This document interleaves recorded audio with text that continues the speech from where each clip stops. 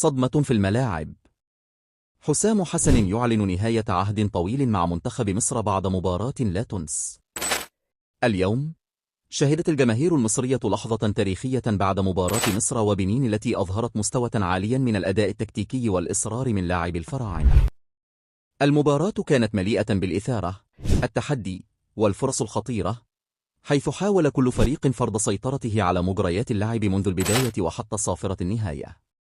لكن الحدث الأهم جاء بعد المباراة، عندما خرج أسطورة الكرة المصرية حسام حسن ليتحدث بحزن ممزوج بالفخر.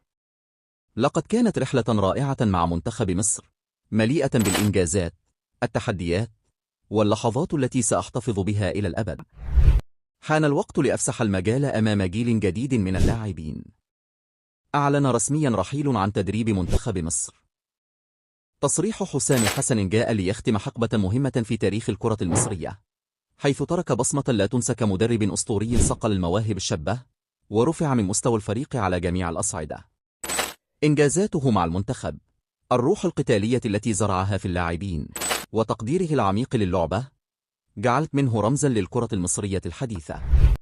تحليل المباراة يكشف أن منتخب مصر قدم أداء تكتيكيا مميزا ضد بنين، مع تنظيم دفاعي قوي، هجمات مرتدة سريعة، واستغلال ممتاز للفرص. هذا الأداء يعكس قدرة الفريق على المنافسة وتحقيق الانتصارات حتى في اللحظات الحاسمة. الآن، بعد رحيل حسام حسن عن قيادة المنتخب، يبرز السؤال الأهم: من سيستلم دفة القيادة؟